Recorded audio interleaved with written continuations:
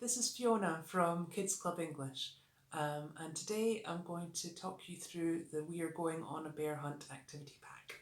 This is one of my favourite stories to work with, and it's great, it has some really great takeaway phrases that kids can acquire, as well as being perfect for working on different nature vocabulary and prepositions too. If you'd like to download a preview and read the description, you can do that on kidsclubenglish.com. The link is in the description below. So what's in this pack? Well, you've got colouring sheets. So there are 4 different colouring sheets available. And then we have the sort by size sheets. So this works on developing beginning math skills as well as working on the book vocabulary at the same time. Then there are storyboards, 6 different versions of storyboards here. So there's ones that are complete with all the images from the story that could be used as a colouring activity.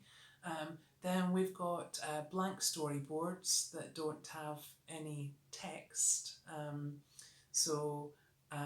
They have the images with no text at all. Then there are ones that have like the story phrases there so that the students have to read and then they have to complete it with the cut and paste pictures. There are ones that have the phrases written below the image boxes. There are supported gap fills where they can use the letters to help them complete the words. And there's unsupported gap fills, okay, so they don't have any clues to complete the words. So you can choose with a whole different range of levels. Okay, then is a story slider craft, which is a great story retelling a tool, a great story retelling tool. This is good for working on sequencing skills as well as consolidating the vocabulary, and a good takeaway for families after your class time with them, so the kids can retell the story with their families. So it consists of a slider envelope, okay, and then there are the inner slider templates. So this is the part that you put into the envelope. There are different versions of the inner slider, so ones that do already have the images printed on there.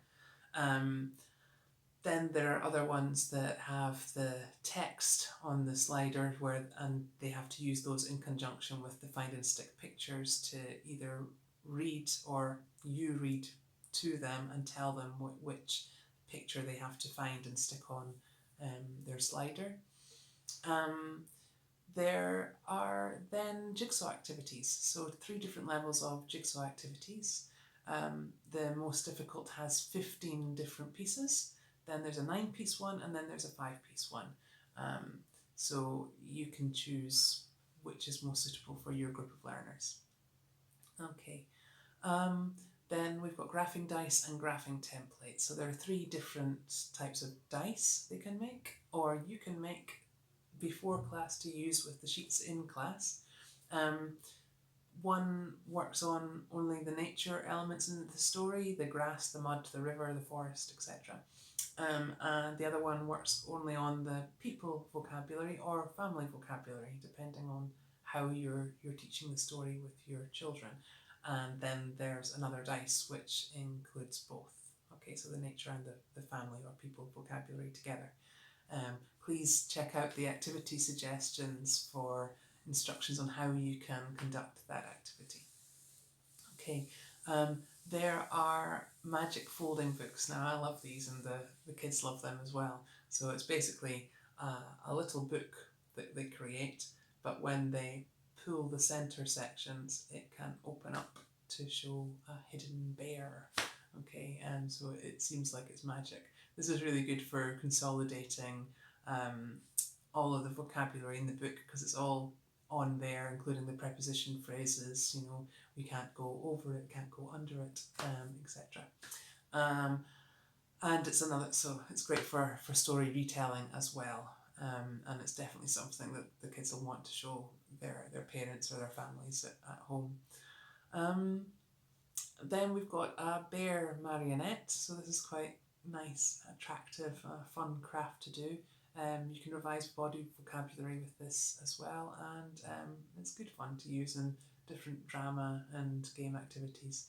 Um, what I would say is think in the preparation about how much support you want to give them with cutting out the different pieces, because it will take the youngest ones a lot of time to cut.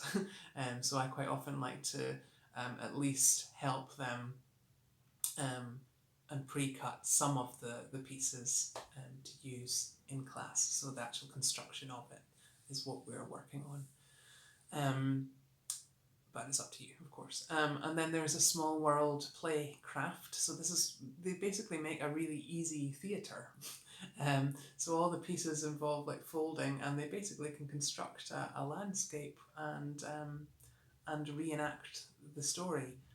So very simple, but very effective, and great for drama activities. We've got mini books as well, 10 separate versions, depending on whether you want to work on literacy work, oral comprehension, or production, and depending on how much language you're wanting the children to work on from the story. So we've got workbooks divided into 7 different story stages, and other ones that are divided into 14 different story stages. So you can choose what's appropriate.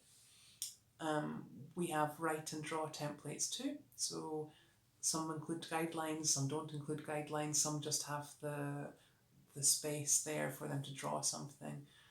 So that's good for any projects you might be wanting them to work on. And then we've got our card sets. So there are matching cards, mini cards, and flashcards. And these have the images and the text for both the nature vocabulary in the story and the people and family vocabulary in the story. So there's a lot there that will help you teach a complete unit with this book. And I really hope you enjoy working with it. I love working with this with my kids. So thank you very much. And remember to check out the full description, and you can get it on kidsclubenglish.com.